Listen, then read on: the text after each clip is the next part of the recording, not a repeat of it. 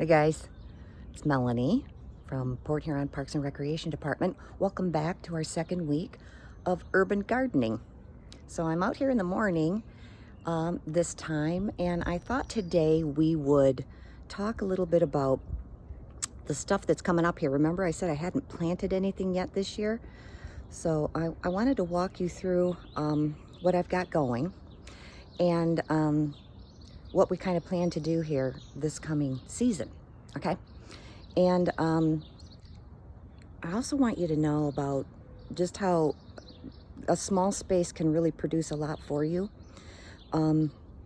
Take a look at the stuff I've got here. Hang on. Okay, so this is, can you believe that I plant garlic in my yard, and this is what's left from last July when we harvested it. So there's still tons. I'm gonna have to give some of it away because I don't think I'm gonna be able to use up that much. And let me tell you, you cut into your own garlic, you cannot believe the difference from the store-bought. It's still so juicy and potent. You have to be careful about how much you use. Also, we grow enough tomatoes to can our own tomatoes to last the whole year. Now this is salsa that we made. I'm down to my last 2 jars. But it's our own tomatoes, our own jalapenos, our own onion, our own garlic. That's it. We grew everything for that this year, even onions. And I'm not usually that great with onions, but. So isn't that pretty amazing out of this little tiny garden that I grew enough of those things to last us an entire year? Well, we do our own canning. That's another whole story. You don't have to get into all of that. You can freeze everything super easy. All right, let's talk about what's growing here. We looked at our herbs before. These are chives. And if you're gonna stick anything in the ground, for goodness sake, stick some chives in the ground. You absolutely cannot kill these guys. I had a bunch this size last year, and I dug half of it out of there.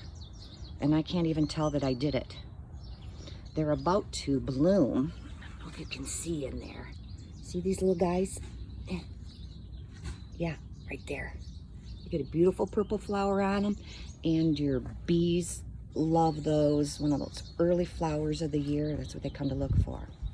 Okay, now this right here is parsley, which I did not expect to come back. Usually dies off over the winter. I had this one plant right here, and then 2 came back. Bonus! I know, I'm excited about that. I don't know how that happened, but I'll take it. Okay, then over here I have oregano.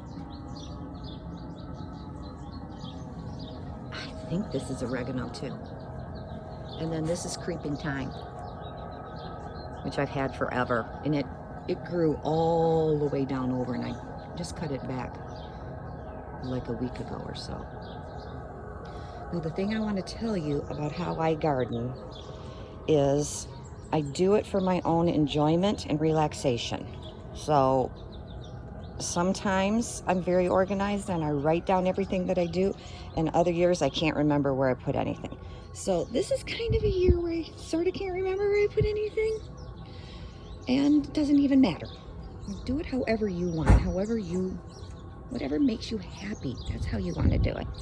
Like for instance, this thing growing right here, which I think is a flower. I do remember sticking something down in there in the fall, which I think I might have taken out of one of my planters. Okay, so I don't know what it is, but look how it's growing. Isn't it cool? It's kind of like growing in a circle.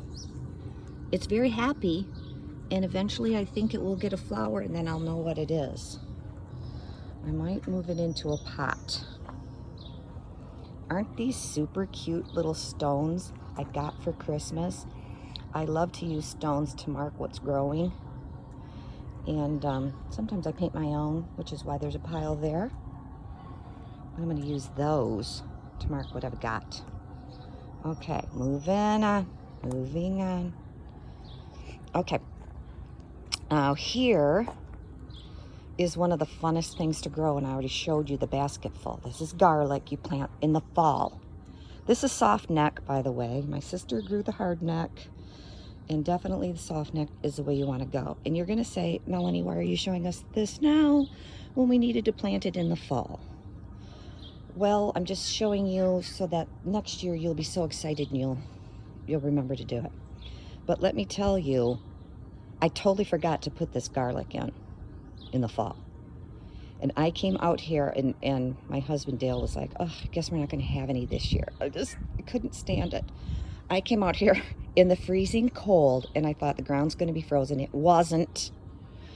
And I just dug down in there and stuck a bunch of cloves in the ground. And look, isn't that great? Can you tell that last year this was a carrot patch? That might be carrots coming back. Wow, isn't that crazy? In here is mint. Remember I told you I love mint? This is chocolate mint. And grows like crazy. And then I just, as it grows up, I just pull the leaves back, I dry them, and then I have it for tea. Okay. Then over here, remember I said I had potatoes in here? I did not remember. What the heck? Doesn't it look just like the garlic though? But garlic and onions in the spring kind of look the same. So my husband and I were having not a disagreement, a discussion. And he said, you know what? Just yank one up and let's see what it is. It's garlic. So the fun thing about it, I mean, we pulled one up and it doesn't look like garlic at all. Still just looks like a green onion. Hasn't grown that clove, you know, the cloves yet. Big head of garlic. So it takes quite a while. You don't harvest these until July, but I just think you should next fall, because you've pulled everything up. You'll have the space. Stick your garlic down in there. I'll show you how to do that when time comes. There's a million videos on YouTube, by the way, which I highly recommend. You can watch till your heart's delight. Now, sad news about this bed. This bed for the last 3 years has been absolutely jam-packed full of strawberries. And I want to blame Mother Nature, but I think I kind of have to blame myself. I only had 3 plants come back and they're not looking great, but we're going to move them anyway. Do you see them? 1, 2, 3. And I think we're going to stick them over here in this little place, this little bed. So strawberries and they're tricky for me, and I don't know why. If you overwater them, they get moldy. If you underwater them, they don't grow well.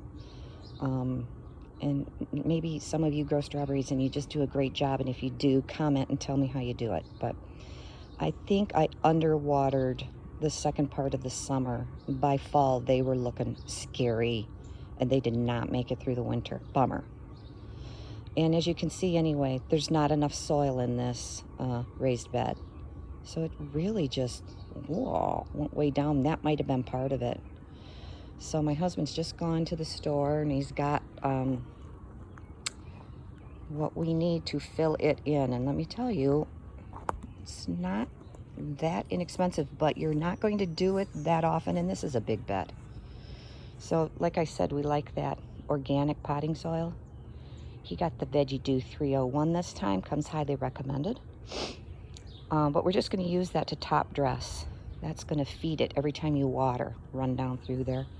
You also got this stuff, which will do the main part of filling that bed in, because it doesn't look like that much, but when you get it out of there, watered, it expands.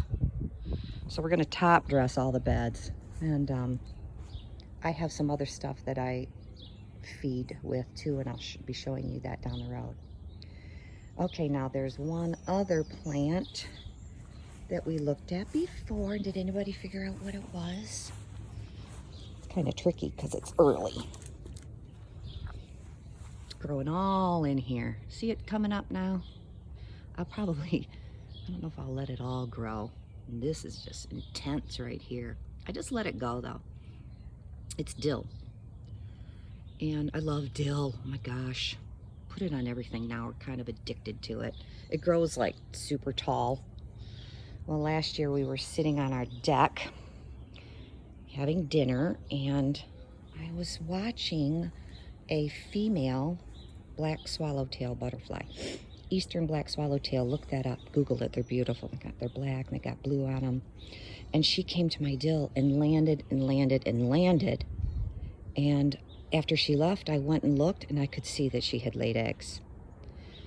Well, those eggs hatched into caterpillars, and they ate the dill. Oh my gosh, you cannot believe. Now, I could have plucked some off if I wanted to, but I was just so excited, and I had tons of dill, so I don't mind. We did go on to see 2 of the caterpillars crawl around the yard and make chrysalids, and we did actually see 2 of them. I didn't see them hatch out, but I watched them every day, and I came back and I found that they had hatched. 2 of them had hatched. Several others had gotten eaten. By what, I don't know. Okay, so then late in the summer, I had a bunch of them in there, a bunch of caterpillars, and I came back the next morning and they'd all been eaten except one little tiny one that someone missed. So I bought a butterfly habitat, and I put it in there. Hang on, I'll go get it. So this is the butterfly habitat that I bought. And I just took some of that dill and put it in there with that caterpillar, and he ate it and ate it and grew and grew. And then I watched, and he finally crawled up there and made his chrysalis. Okay, this was late summer. And I've had this guy all winter. Isn't it cool? Still in there. It looks really healthy. So we're just waiting every day for it to hatch. The whole family's excited. When are you getting your butterfly? So I just check on him every day, and we'll see what happens. All right, that's it for this week, guys. Can't wait to get with you again next week. And we'll make a plan for everything we're going to do in the garden and start planting some stuff. All right? Okay, bye for now. Have a great week.